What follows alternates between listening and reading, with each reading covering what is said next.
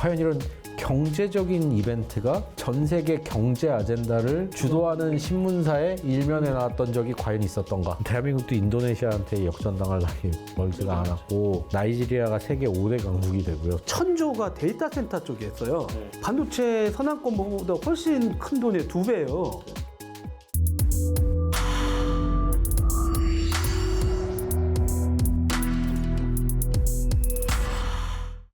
와우! 여러분 안녕하세요. IT 안구동의 노한국 기자입니다. 여러분 혹시 1600조 원 이게 얼마인지 감이 오세요? 지난 6월 29일 대한민국 대도양 3대 메가 프로젝트가 발표됐습니다. 반도체, 피지컬 AI 데이터 센터라고 하는 이 큰 세 카테고리에 이런 어마무시한 금액을 정부와 민간 기업이 합작해서 투자를 하겠다. 그리고 각 지역 지방 정부들도 모든 서포트를 하겠다. 이런 발표가 있었습니다. 오랫동안 이 분야에서 계속 취재해 오고 있고 또 일전에도 한번 대만 또 반도체 전 세계 동향을 또 저희들한테 알려주셨던 꼭 그분을 또 모셔가지고 이걸 또 파헤치려고 이 자리를 마련했습니다. 이태호 대표님 반가워요. 예, 안녕하세요. 이태호입니다. 아마 대표님도 이제 말씀한 이 3대 네. 대한민국 이제 메가 프로젝트 네네. 요거 발표 내용 보시고 이제 막 검토도 많이 하셨을 텐데. 예. 네, 이거 세 개 메가 프로젝트가 어떤 건가요? 항목별로 보면 크게 세 가지로 구성이 되는데요. 첫 번째로 반도체와 관련된 부분, 그리고 두 번째로 AI 로봇, 그리고 피지컬 AI라고 하는 부분, 그리고 마지막으로는 AI 데이터 센터. 그렇게 세 가지로 구분이 되고요. 그리고 이게 대한민국만의 프로젝트인 게 아닌 게 반도체 수출이 폭등하면서 지금 대한민국이 세계 심지어 일본도 앞섰어요. 저희가 지난달만 놓고 보면 대한민국이 세계 5대 수출 강국이 됐습니다. 그런가요? 일본을 역전했습니다. 네, 그만큼 반도체 비중이 높아지고 있고 그만큼 주목받는 경제가 되는데 그 사진 보셨을 거예요. 그러니까 이재명 대통령과 그 이재용 삼성그룹 회장 이 90도로 서로 인사 오는 그 사진이 전 세계 사진 됐죠? 파이낸셜 타임즈부터 다 탑뉴스로 나왔던데. 근데 이게 그냥 타전된 수준이 아니고요. 그 파이낸셜 타임즈 글로벌판 일면 사진에 근데 이게 되게 상징적인 게 과연 우리나라의 역사 현대사에서 생각을 해보면 그러니까 뭐 안 좋았던 그러니까 슬펐던 어떠한 정치적인 이벤트가 아닌 이상 과연 이런 경제적인 이벤트가 전 세계 경제 아젠다를 주도하는 신문사의 일면에 나왔던 적이 과연 있었던가라고 생각을 해보시면 이게 그만큼 전 세계적으로도 지금 주목받는 그런 거라고 보실 수 있습니다. 진짜 막상 말씀을 그렇게 하니까 뭐 우리나라에 이제 사건이 있었으니까 뭐 정부가 바뀌거나 아니면 이렇게 할 때마다 발표하는 내용이었고 또 뭐 이번에도 의미가 있고 뭐 시대적인 것도 있긴 하지만 말씀하신 대로 글로벌 경제지 리딩하는 일면에 대한민국 글로벌 투자 이슈도 아니었고 우리나라 보면 이제 한국에 있는 어떤 미래 투자 내수의 개념이고 어떻게 보면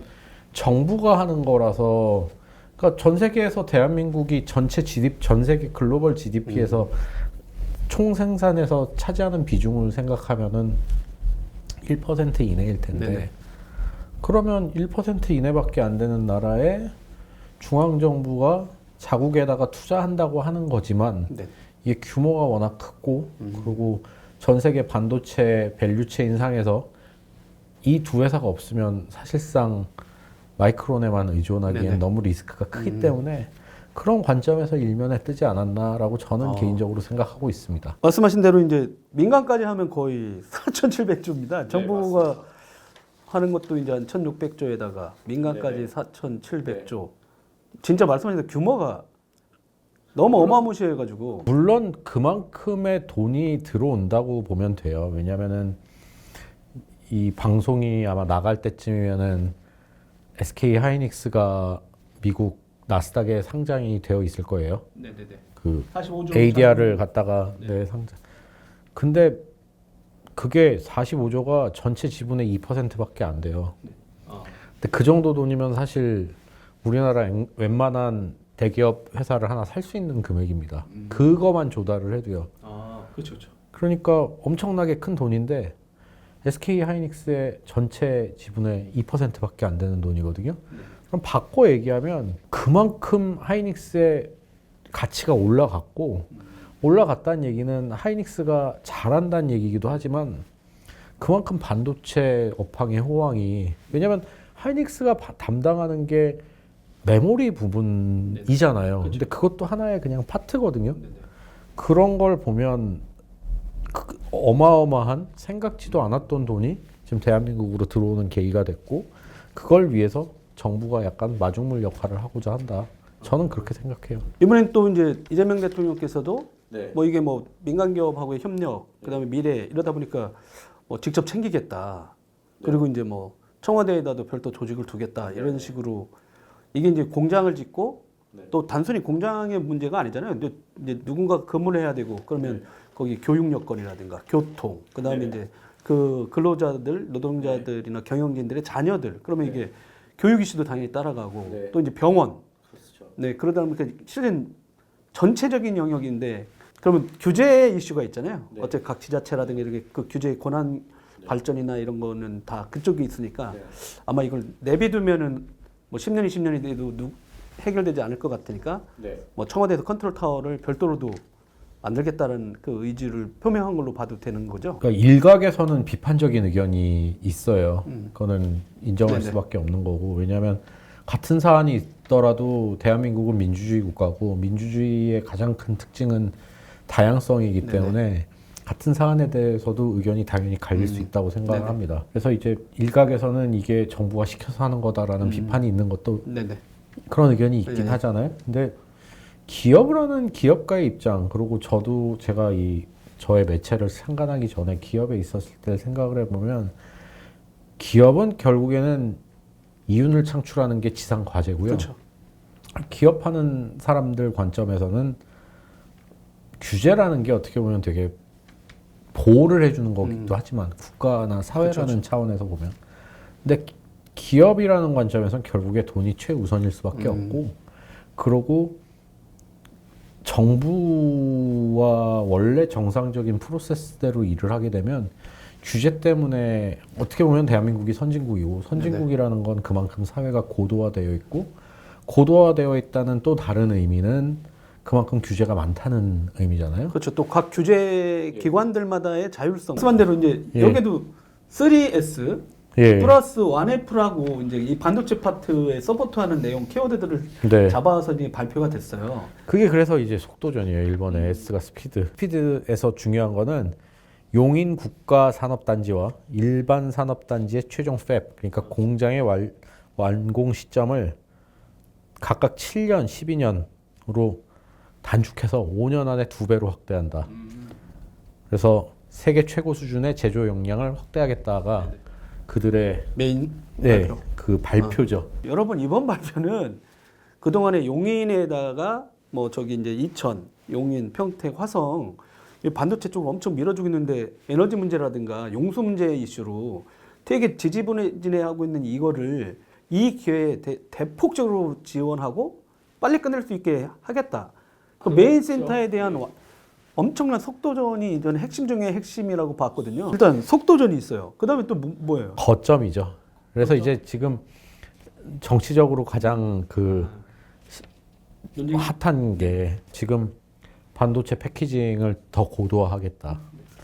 그리고 온양이랑 천안에다가 신규 HBM 팹 공장을 만들고, 청주에는 HBM 패키징 투자가 적게 집행되도록 하겠다라고 정부에서 밝혔고요. 그리고 아무래도 대한민국의 핵심이죠. 지금 그 부울경, 그러니까 동남권과 대구 경북권은 소부장 수요의 동반 성장에 대비하기 위해서 소재, 부품, 장비 혁신 거점을 조성한다는 게 그 주요 거점이에요. 그리고 마지막 S가 이제 선도하겠다라는 건데, 뭐 차세대 메모리나 엣지용 AI 반도체. 사실 엣지용 AI 반도체가 좀 덜 주목받는 측면이 있는데, 피지컬 AI로 가고 AI가 더 확대되다 보면 자율주행을 하건 로봇을 하건 지금보다 반도체 숫자가 정말 기하급수적으로 늘어나게 되거든요. 그런 관점이 되면 되는데, 이거는 이제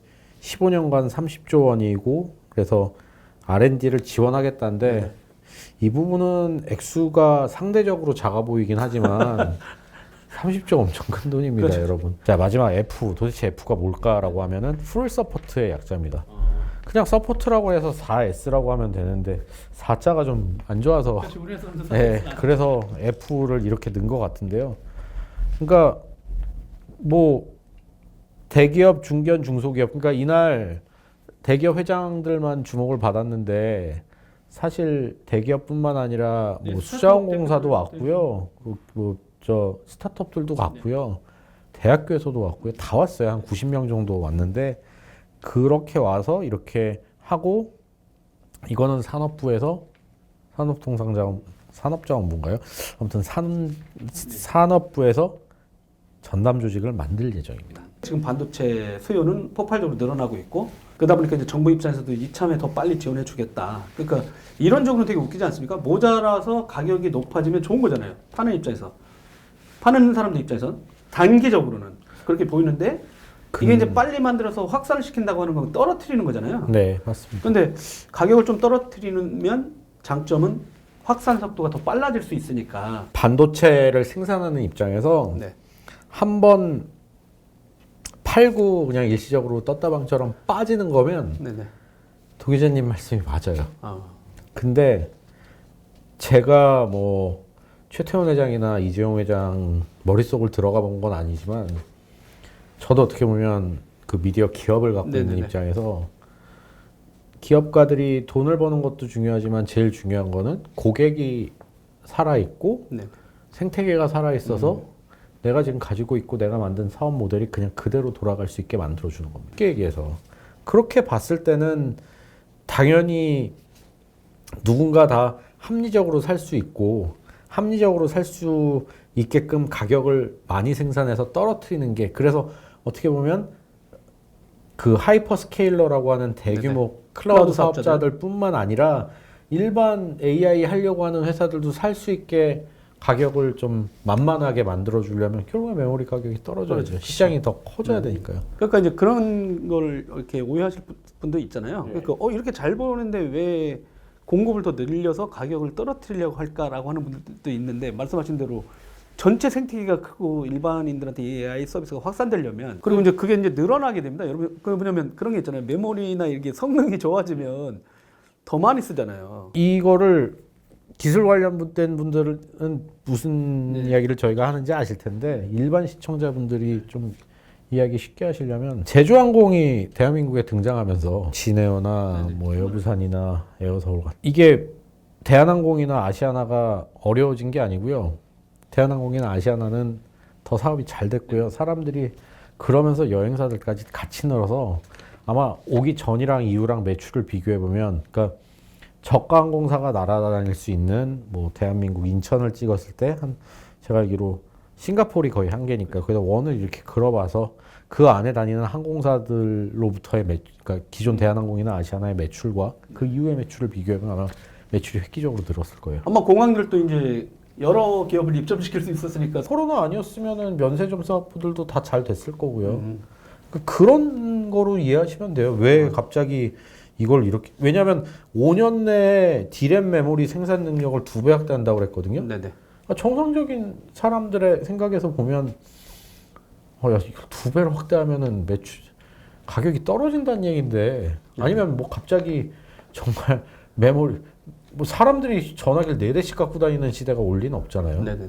그럼에도 이걸 하겠다는 거는 더 그 범위를 넓혀서 시장을 더 크게 만들어 가지고 50짜리 시장에서 50을 먹는 게 아니라 200짜리 시장에서 25만 먹어도 뭐 이건 산수의 영역이죠. 그럼 이제 또 이슈긴 한데 호남권 투자가 이슈긴 하잖아요. 호남이 우리나라에서 신재생 에너지 생산량이 제일 높은 동네입니다. 물론 태양광, 풍력, 풍력, 해상 풍력. 네네. 태양광하고. 그러니까 해상 풍력 같은 경우에는 서해 바다가 어떻게 보면 동해에 비해서 수심도 얕은 편이고 땅은 또 수용하는 문제도 있고, 두 번째로 이제 용수 얘기를 하는데 용수가 지금 방식으로는 부족하다고 하는데 호남의 용수가 부족할 수도 있죠. 근데 재생하는 것도 있고, 그리고 용수가 아예 부족하다고 저는 볼 수 없는 게 벼농사가 생각보다 물이 엄청 많이 듭니다. 그럼요. 아시다시피 대한민국에 먹는 쌀의 거의 뭐 대부분이 제가 보기에는 호남 쪽에서 오거든요. 그 평야에서. 예, 그러다 보니까 그런 관점에서 봤을 때는 물이 없는 것도 아니고요. 거기에 이제 사람들이 하나, 거기에 그리고 영광의 원전도 있습니다. 지금 이미 전라도에는 원전도 있고 말씀하시는 태양광도 있고 그러면 여기까지 오지도 건설 안 해도 되는 것도 있고 거기 그 가까운 에너지원 근처에 RBA까지 달성하는 공장을 차라리 거기다 갖다 놓으면 이 수도권까지 오는 민원 문제라든가 뭐 이제 그다음에 몇 년째 걸리는 어떤 이슈들을 해결하고 되게 빨리 끝낼 수는 있다. 용인 반도체 이 평택 이쪽도 되게 빠르게 완공된다는 얘기도 아까도 얘기하셨잖아요. 네, 속도전이요, 스피드. 네. 그러니까 그게 옛날에 발표된 것보다는 계속 늘어지고 있어서 그런 거죠. 저는 전력망하고 용수 문제라든가 이런 게 또 컸던 것 같아요. 용수도 그렇고 반도체 만들려고 물을 그렇게 비싸게 주고 수입하면은 원가가 안 맞을 거잖아요. 저는 처음에 용인 발표할 때 한 가지 걱정했던 게 저 부족한 전기를 어떻게 어디서 끌어오려고 저러지라는 생각을 했었어요. 네. 실제 모든 곳이 이제 전력과 이제 물 네. 이슈가 있으니까 아마 이 얘기를 계속해서 앞으로 미래에 필요한 건 계속해서 그런 것 같습니다. 반도체는 점점 더 많이 적용되고 있고 그러면 만약 공장을 한국에서 계속 질 거면 전력과 용수 문제는 어디나 똑같고 그럼 만약에 안 그러면 나가야 되잖아요. 우리나라에서 이제 각 지역마다 이제 뭐 못 짓게 하면 사업자 입장에서는 나갈 수밖에 없잖아요. 네. 미국에 짓든 아니면 베트남에도 이제 모바일만 했지만 우리 반도체도 다 짓겠다 해서 다른 나라로 네. 갈 수도 있고 뭐 일본에 짓겠다라고 하면 또 저는 다를 수 최태원 회장이 있으니까. 말하는 그 한일 경제권 통합이라던가 아니면 굳이 한국에서 반도체 공장을 안 지을 수도 있다라는 말이 그냥 외교적이거나 이런 수사로 들리지는 않아요. 왜냐면은 구마모토 같은 경우에도 구마모토도 원래 거기 반도체 공장들이 지금 다 있었던 TSMC가 합작 곳이잖아요. 사인 예, 네. 그 JSMC가 거기에 지금 네.